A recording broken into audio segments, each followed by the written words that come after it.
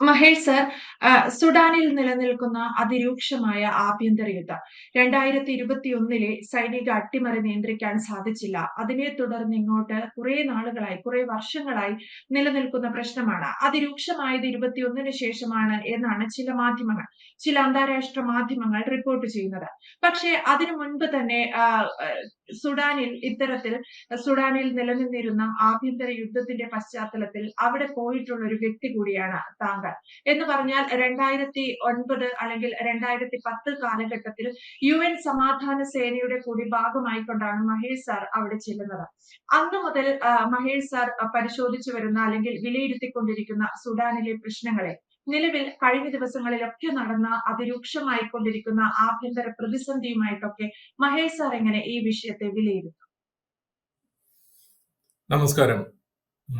സുഡാനെ കുറിച്ച് പറയുകയാണെങ്കിൽ അതിന്റെ ഒരു ജിയോഗ്രാഫിക്കൽ ലൊക്കേഷൻ വന്നിട്ട് ആഫ്രിക്കൻ ഭൂഖണ്ഡത്തിന്റെ ഏതാണ്ട് വടക്ക് കിഴക്ക് ഭാഗത്തായിട്ട് വരുന്ന ഒരു രാജ്യമാണ് സുഡാൻ. അപ്പോൾ ചുറ്റുവട്ടത്ത് കിടക്കുന്ന രാജ്യങ്ങളെല്ലാം തന്നെ ആഫ്രിക്കൻ രാജ്യങ്ങളാണ്. ഈജിപ്റ്റ്, എത്യോപ്യ, ചാഡ് തുടങ്ങിയ രാജ്യങ്ങളെല്ലാം ചുറ്റപ്പെട്ട് കിടക്കുന്ന ഒരു രാജ്യമാണ്. അപ്പൊ അതിന്റെ ഒരു ചരിത്രം നോക്കിക്കഴിഞ്ഞാൽ ഈജിപ്റ്റ്, ബ്രിട്ടൻ ഇവരാണ് കോളനൈസ് ചെയ്ത് സുഡാനെ ഭരിച്ചുകൊണ്ടിരുന്നത്. അപ്പൊ ബ്രിട്ടൻ ഭരിച്ചുകൊണ്ടിരിക്കുന്ന സമയത്ത് തന്നെ സുഡാനെ അഡ്മിനിസ്റ്റർ ചെയ്തിരുന്നത് സൗത്ത് സുഡാൻ എന്നും നോർത്ത് സുഡാൻ എന്നും ഉള്ള രണ്ട് ഭാഗങ്ങളായിട്ടാണ് അവർ അന്ന് തന്നെ അഡ്മിനിസ്റ്റർ ചെയ്തിരുന്നത്. അപ്പൊ വിഭജിച്ച് ഭരിക്കുന്നത് അവരുടെ രക്തത്തിലുള്ളതായതുകൊണ്ട് അതൊരു അത്ഭുതമില്ല. 956 ബ്രിട്ടീഷുകാരിൽ നിന്ന് സുഡാൻ സ്വാതന്ത്ര്യം നേടുന്നത്. അപ്പൊ സുഡാന്റെ ഒരു സാമൂഹിക പശ്ചാത്തലം എടുത്തു കഴിഞ്ഞാൽ, ഒരു സോഷ്യൽ സ്ട്രക്ചർ എടുത്തു കഴിഞ്ഞാൽ അവിടെ അറബ് മുസ്ലിംസ് ഉണ്ട്, നോൺ അറബായിട്ടുള്ള മുസ്ലിംസ് ഉണ്ട്, ക്രിസ്ത്യാനിറ്റി ഉണ്ട്, പിന്നെ പല ഗോത്രവർഗങ്ങളുണ്ട്. അതിലൊരു പ്രധാനപ്പെട്ട ഗോത്രവർഗം എന്ന് പറയുന്നത് അവര് ഈ മൃഗങ്ങളെയും പക്ഷികളെയും കല്ലിനെയും പർവ്വതങ്ങളെയും മലകളെയും മണ്ണിനെയും ഒക്കെ ആരാധിക്കുന്ന, അല്ലെങ്കിൽ അതിനെ ഒരു സ്പിരിച്വൽ ഫോഴ്സായിട്ട് കണക്കാക്കി ആരാധിക്കുന്ന കൂട്ടരാണ്. അപ്പൊ ഇവരൊക്കെ ക്രിസ്ത്യാനികളും ഈ ഗോത്രവർഗക്കാരും കൂടുതലും സൗത്ത് സുഡാനെ ബേസ് ചെയ്താണ് ഉള്ളത്. നോർത്തിൽ ഇസ്ലാമിക് ആൾക്കാരാണ്, പ്രത്യേകിച്ച് അറബ് മുസ്ലിംസും നോൺ അറബായിട്ടുള്ള മുസ്ലിംസും. അപ്പൊ 956 സ്വാതന്ത്ര്യം കിട്ടിയതിന് ശേഷം കൂടുതലും അധികാരം കയ്യിൽ വെച്ചിരുന്നത് ഈ നോർത്ത് സുഡാൻ അല്ലെങ്കിൽ അവിടുത്തെ മുസ്ലിംസ് ആയിരുന്നു. അപ്പോൾ അധികാരം കയ്യിൽ വെച്ചിരുന്നത് മാത്രമല്ല, അധികാരത്തിന്റെ പങ്ക് അവർ മറ്റു വിഭാഗങ്ങൾക്ക് ഷെയർ ചെയ്യാൻ മടിച്ചിരുന്നത് മാത്രമല്ല, തങ്ങളുടെ നിയമങ്ങൾ, പ്രത്യേകിച്ച് ശരിയാ നിയമം പോലെയുള്ള നിയമങ്ങൾ ക്രിസ്ത്യാനികളുടെ മേലും മറ്റു ഗോത്രവർഗ്ഗക്കാരുടെ മേലിലും സൗത്ത് സുഡാനിന്റെ മേലിലും അടിച്ചേൽപ്പിക്കാനുള്ള ഒരു ശ്രമവും അവരുടെ ഭാഗത്തു നിന്നുണ്ടായി. അപ്പൊ അങ്ങനെയാണ് അവിടെ കോൺഫ്ലിക്റ്റ് തുടങ്ങുന്നത് 956 ശേഷം, സ്വാതന്ത്ര്യം കിട്ടിയതിന് ശേഷം. അപ്പം റിലീജിയസ് ആയിട്ടുള്ള, എത്നിക് ആയിട്ടുള്ള കോൺഫ്ലിക്റ്റുകൾ തുടങ്ങുന്നതും അത് പിന്നെ ഒരു ലാർജ് സ്കെയിൽ ആയിട്ടുള്ള ആഭ്യന്തര കലഹങ്ങളും കലാപങ്ങളുമായിട്ട് മാറുകയും ലക്ഷക്കണക്കിന് ആൾക്കാർ കൊല്ലപ്പെടുകയും ചെയ്തു.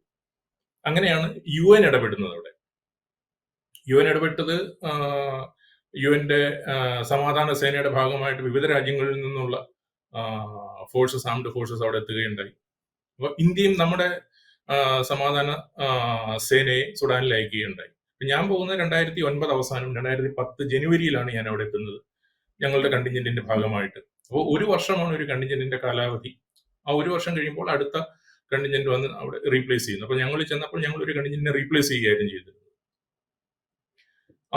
ഇന്ത്യൻ ആർമിയും ഇന്ത്യൻ എയർഫോഴ്സും ഉള്ള ഒരു കണ്ടിൻജന്റാണ് അവിടെ ചെന്നത്.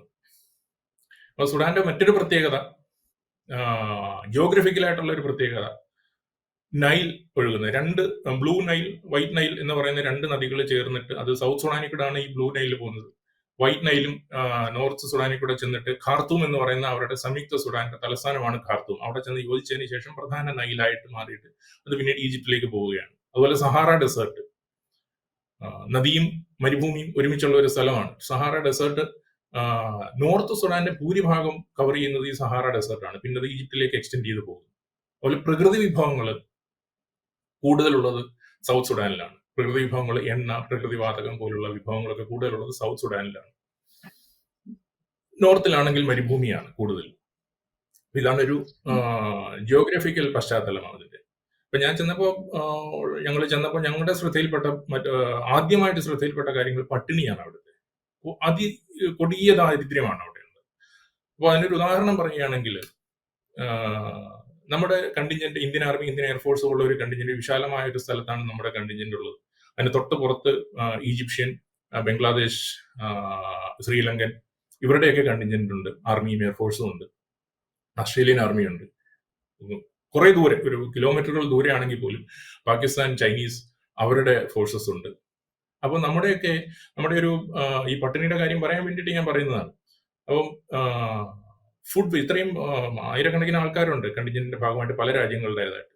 അപ്പോൾ ഇവരുടെയൊക്കെ ഫുഡ് വേസ്റ്റുകൾ ദിവസവും രാവിലെ ഒരു 4 മണിയാകുമ്പോൾ ഈ പുറത്തേക്ക് പല ട്രക്കുകളിലായിട്ട് നിറച്ചുകൊണ്ട് ഒരു 4 കിലോമീറ്റർ ദൂരെയുള്ള ഒരു സ്ഥലത്ത് ഡംപ് ചെയ്യാനായിട്ട്, അവിടെ ഡിസ്പോസ് ചെയ്യാനായിട്ട് പോകും. അപ്പോൾ ഗേറ്റിന് വെളിയിൽ, ഈ ഏക്കർ കണക്കിനുള്ള സ്ഥലത്താണ് ഈ കണ്ടിൻജന്റുകളെല്ലാം ലൊക്കേറ്റ് ചെയ്തിരിക്കുന്നത്. ആ ഗേറ്റിന് വെളിയിൽ 100 കണക്കിന് സ്ത്രീകളും കുട്ടികളും കാത്തു നിൽക്കുകയാണ് ഈ ഫുഡ് വേസ്റ്റുമായിട്ടുള്ള വണ്ടി വരുന്നത് നോക്കിയിട്ട്. എന്നിട്ട് ഇവർ ഇതിനെ അനുഗമിക്കുകയാണ്. കുട്ടികളൊക്കെ ഇതിൽ ഈ ട്രക്കുകളിലൊക്കെ തൂങ്ങിക്കിടക്കും. എന്നിട്ട് ഇതിനെ അനുഗമിച്ച് ഇത്രയും ദൂരം പോയിട്ട് ഈ ഫുഡ് വേസ്റ്റ് എടുത്ത് കഴിക്കാൻ വേണ്ടിയിട്ട് വളരെ എന്താ പറയുന്നത്, നിർഭാഗ്യകരമായിട്ടുള്ള അവസ്ഥയാണ്. അപ്പൊ ചോദിക്കും, UN എന്താണ് ചെയ്യുന്നത്? UN ചെയ്യുന്നതിനൊക്കെ പരിധിയുണ്ട്.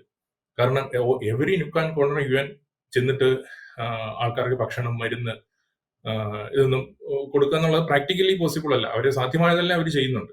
ഇതാണ് അവിടുത്തെ ഒരു പട്ടിണിയുടെ അവസ്ഥ എന്ന് പറയുന്നത്. അതുപോലെ തന്നെ ലോ ആൻഡ് ഓർഡർ, കോടതികളോ പോലീസോ അങ്ങനെ ഒരു സംവിധാനവും ഇല്ല. ഉണ്ടെങ്കിൽ തന്നെ അത് പേരിന് മാത്രമാണ്. ആകെ ഒഫീഷ്യലായിട്ടുള്ള 2 ഫോഴ്സസ് എന്ന് പറയുന്നത് സുഡാനീസ് ആംഡ് ഫോഴ്സസ് ഉണ്ട്. അതാണ് അവരുടെ ഔദ്യോഗിക മിലിറ്ററി. പിന്നെ ഉള്ളത് ഈ റിസർവ്ഡ് സപ്പോർട്ട് ഫോഴ്സ് എന്ന് മറ്റോ പറഞ്ഞിട്ടുള്ള ഒരു പാരാമിലിറ്ററിയാണ്. അത് അവിടുത്തെ പോലീസാണ്. ഇവർ രണ്ടുപേരാണ് ഒഫീഷ്യലായിട്ടുള്ളത്. പിന്നെ വാളെടുത്തവരെല്ലാം വെളിച്ചപ്പാടെന്ന് പറയുന്ന പോലെ AK-47 തോക്കുകൾ ഇഷ്ടംപോലെ അവൈലബിൾ ആണ്. പട്ടിണിയാണെങ്കിലും ഇത് എല്ലാവരുടെയും കയ്യിലുണ്ട്. ഈ പൈറേറ്റ്സ് വഴിയൊക്കെ കിട്ടുന്നതാണത്. അപ്പോൾ വാളെടുത്തവരെല്ലാം വെളിച്ചപ്പാടെന്ന് പറയുന്ന പോലെ ഈ തോക്കെടുത്തവരെല്ലാം ഫോഴ്സസ് ആണ്, പട്ടാളത്തിന്റെ ഭാഗമാണ്. എല്ലാവരും കമാൻഡർമാരാണ്.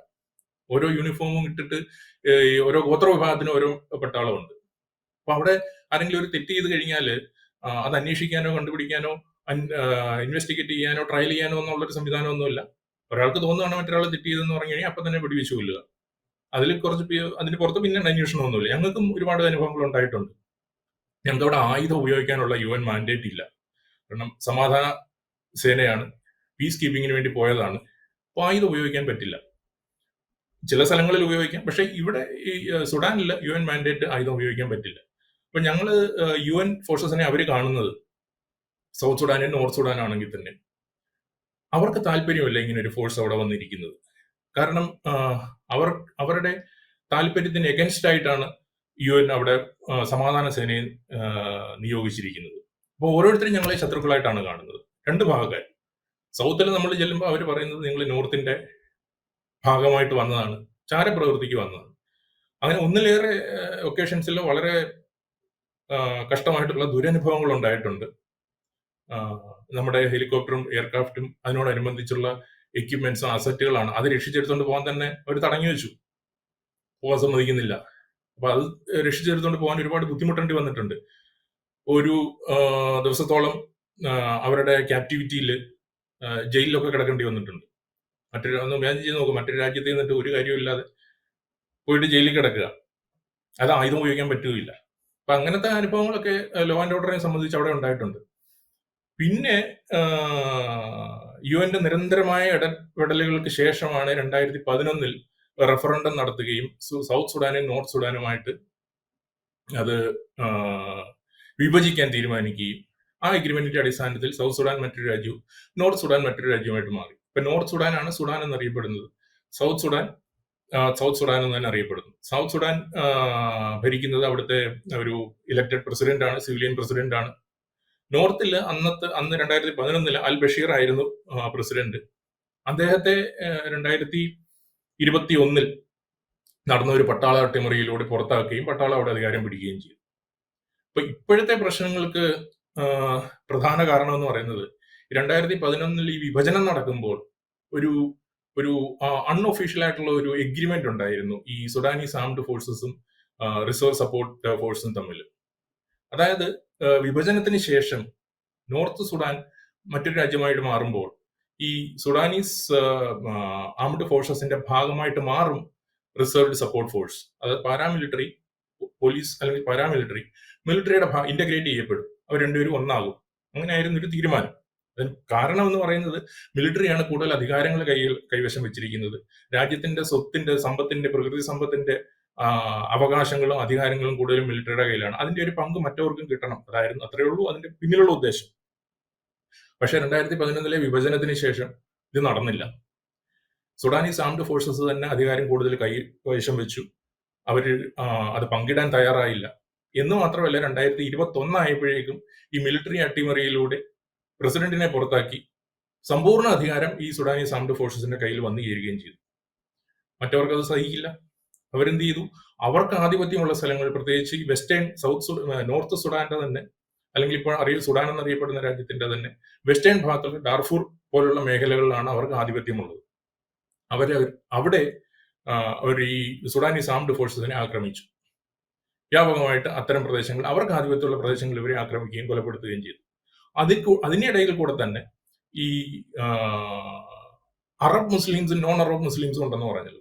അപ്പോൾ ഈ നോൺ അറബ് മുസ്ലിംസ് കുറവുള്ള സ്ഥലങ്ങളിൽ, അറബ് മുസ്ലിംസ് മെജോറിറ്റി ആയിട്ടുള്ള സ്ഥലങ്ങൾ, അവർ ഈ നോൺ അറബ് മുസ്ലിംസിനെ ആക്രമിക്കാൻ ശ്രമിച്ചു. അങ്ങനെ ഇതൊരു വ്യാപകമായിട്ടുള്ള ആഭ്യന്തര കലഹമായിട്ട് വീണ്ടും മാറിയിരിക്കുകയാണ്. ഇതിനിടയ്ക്ക് കൊല്ലപ്പെടുന്നതും കഷ്ടത അനുഭവിക്കുന്നതും നിരപരാധികളായിട്ടുള്ള 3 നേരത്തെ ആഹാരത്തിന് വേണ്ടി മാത്രം ജീവിക്കുന്ന, എന്നാൽ അത് ലഭ്യമല്ലാത്ത ലക്ഷക്കണക്കിന് ആൾക്കാരാണ്.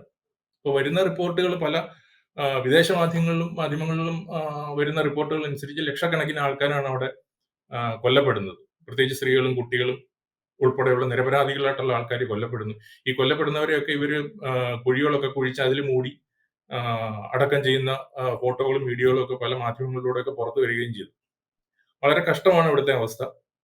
അതുകൂടാതെ ഈ റെഫ്യൂജീസിന്റെ ഒരു പ്രശ്നം കൂടിയുണ്ട്. ഇവിടുന്ന് റെഫ്യൂജീസ് ആയിട്ട് പോകുന്ന ആൾക്കാർ ചുറ്റുമുള്ള രാജ്യങ്ങളിലും മറ്റ് ആഫ്രിക്കൻ രാജ്യങ്ങളിലും സൗത്ത് സുഡാനിലേക്കുമാണ് പലായനം ചെയ്യുന്നത്. അപ്പൊ സൗത്ത് സുഡാനിലേക്ക് ഒരുപാട് അഭയാർത്ഥികൾ എത്തിയിട്ടുണ്ട് നോർത്ത് സുഡാനിൽ നിന്ന്.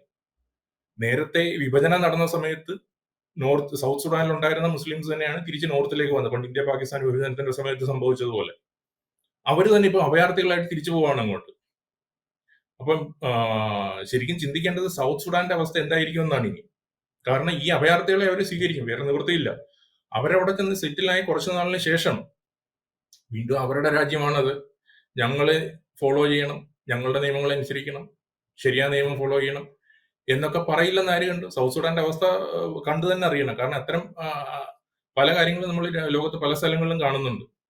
ഈ പുരോഗമനവാദത്തിന്റെ അപ്പോസ്തലന്മാരായിട്ടുള്ള യൂറോപ്യൻ രാജ്യങ്ങൾ ക്രിസ്ത്യാനിറ്റിക്ക് വേണ്ടി ജയ് വിളിച്ചുകൊണ്ട് തെരുവിലിറങ്ങി, നമ്മൾ കണ്ടതാണ്. ഫ്രാൻസ്, ഇറ്റലി പോലുള്ള രാജ്യങ്ങളിലൊക്കെ ഇതിന് നിയന്ത്രണം കൊണ്ടുവന്ന് നമ്മൾ കണ്ടതാണ്. അഭയാർത്ഥികളെ 2 കൈയും കൊടുത്ത് സ്വീകരിച്ച രാജ്യങ്ങളാണ്. പക്ഷെ അവിടെ ചെന്ന് കഴിഞ്ഞപ്പോൾ, അവിടെ സെറ്റിലായി കഴിഞ്ഞപ്പോൾ തനി സ്വഭാവം പുറത്തെടുക്കുന്നതാണ്. ഒരു മനുഷ്യനെ ഉപദ്രവിക്കാത്ത ബുദ്ധ സന്യാസിമാര് തെരുവിലിറങ്ങിയെങ്കിൽ, അപ്പൊ ഇതിനൊക്കെ പണ്ട് യേശുദാസിന്റെ ഒരു പാട്ടുണ്ട്, എന്താ പറയുന്നത്, മനുഷ്യനെ മാംസത്തിൽ നിന്ന് ഉയർത്തേണമെന്ന് പറയുന്നത്. എന്ന് പറയുന്ന പോലെ യൂറോപ്യൻസിനെയും മറ്റ് രാജ്യങ്ങളെയും ഒക്കെ ഈ പുരോഗമനവാദത്തിൽ നിന്നും മാനവികവാദത്തിൽ നിന്നും ഒക്കെ ഉയർത്തി ഈ പ്രായോഗിക വാദത്തിലേക്ക് കൊണ്ടുവന്ന ആൾക്കാരാണ്.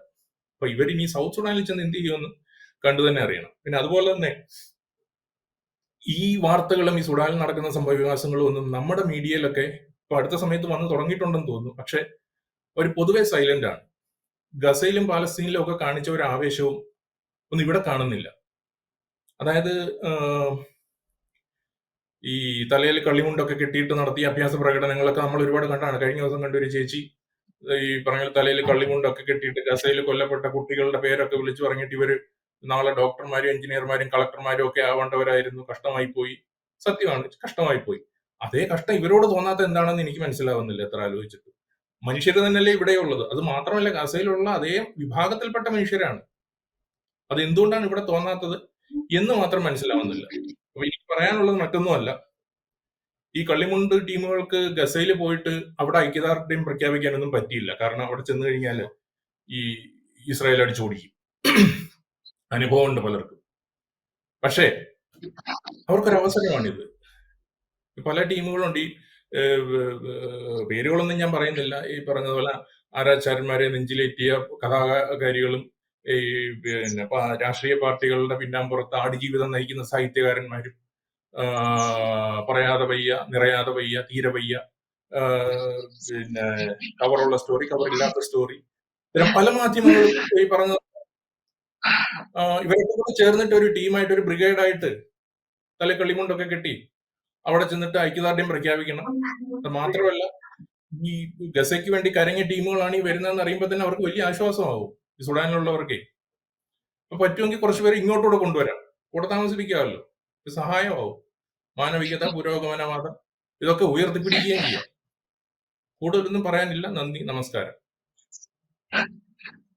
യെസ്, എന്തായാലും മഹേഷ് സാർ അവസാനം പറഞ്ഞ ചില കാര്യങ്ങൾ വളരെ വളരെ വീണ്ടും പുനഃപരിശോധിക്കേണ്ടതാണ്. ഒരു വലിയ ചോദ്യമാണ്. തമാശ രൂപേണ കുറച്ച് കാര്യങ്ങൾ നമ്മൾ പറഞ്ഞാലും വലിയൊരു ചോദ്യം അവിടെ അവശേഷിക്കുകയാണ്. ഗാസയിലോ പലസ്തീനിലോ കണ്ട ഇത്തരം മുറവിളികൾ എന്തുകൊണ്ട് സുഡാനിൽ കാണുന്നില്ല എന്നുള്ളത്. സുഡാനിൽ നടക്കുന്ന യുദ്ധം എന്തുകൊണ്ട് കേരളത്തിൽ ഉൾപ്പെടെയുള്ള പല മാധ്യമങ്ങളിലും വലിയ കോളം വാർത്തയായി വരുന്നില്ല എന്നതും പുനഃപരിശോധിക്കേണ്ടതാണ്.